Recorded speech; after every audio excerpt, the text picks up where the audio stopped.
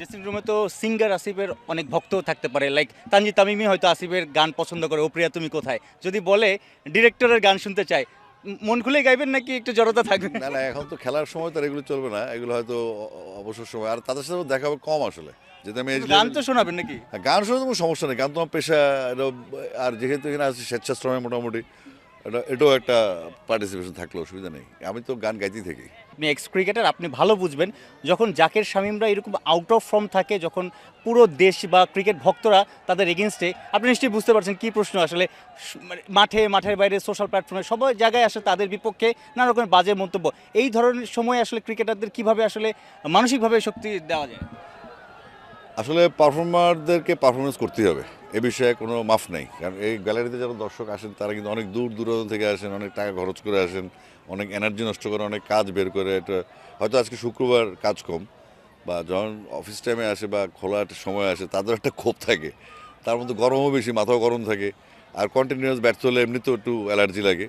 তো আসলে দর্শকদের কোনো দোষ নেই, তবে আমি শুধু রিকোয়েস্ট করতে চাই যে এরা কিন্তু আমাদের দেশের সম্পদ। আমরা যতই ট্রোল করি বা যতই তাদেরকে বকাবকি করি, দিন শেষে কিন্তু তারা আমাদের অ্যাসেট।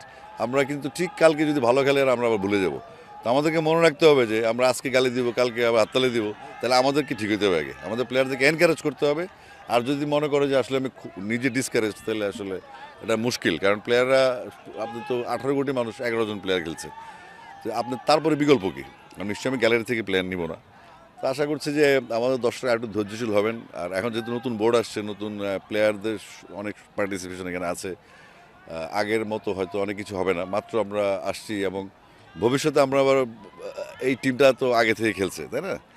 তো এখন ভবিষ্যতে যদি এরকম কিছু হয়, তাহলে মনে হয় দায়িত্ব আমাদের উপর পড়বে, তখন দর্শকরা আমাদেরকে বলতে পারবেন। তবে আমার রিকোয়েস্ট থাকবে একটা সবসময়, এই প্লেয়ারগুলো আমাদের দেশের, যতটা সম্ভব তাদেরকে যদি একটু শান্তিপূর্ণভাবে রাখা যায়, মানে কি একটা চুইংগাম নিয়ে পুরো দেশ ব্যস্ত, একটা রান আউট নিয়ে পুরো দেশ ব্যস্ত, এটা হচ্ছে ভালোবাসার বহিঃপ্রকাশ, এটাও দরকার আছে।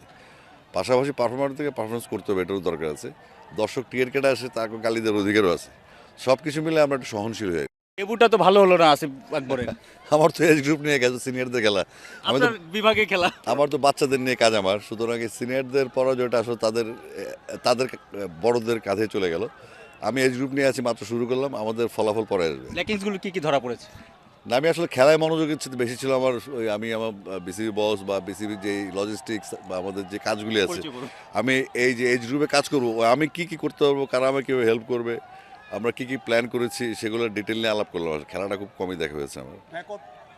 আমি আসছি এখানে বেসিক্যালি আজকে, যেহেতু আমি অনেকদিন দেশে ছিলাম না, বোর্ডের দায়িত্ব নেওয়ার পরে আমার জানতে হবে যে আমি কাজটা কি এবং আমার প্ল্যানটা কি, এটা শেয়ার করলাম এতক্ষণ। সেটা তো অবশ্যই দেখেছেন, বাট ওভারঅল খেলা দেখে কি মনে হয়েছে? আমি আসলে খুব একটা মনোযোগ দিয়ে খেলা দেখিনি, কিন্তু আমি আমার মনে হয়েছে যে আমাদের এই যে টি-20 যে টেম্পারমেন্টটা, এটা আমাদের অনেক ঘাটতি আছে এখানে, কারণ টি-20 টুর্নামেন্টে আমরা রেগুলার না, আমাদের বিপিএল ছাড়া কোনো এস্টাবলিশ টি-20 টুর্নামেন্ট হয় না। তো এখানে প্লেয়ারদের আমরা যেমন ওয়ান ডেতে ফাইট করার যে মানসিকতা, টেস্ট এবং টি-20 কিন্তু আমাদের ওই ইনফ্রাস্ট্রাকচারটা নাই, আমরা ওইভাবে খেলি না।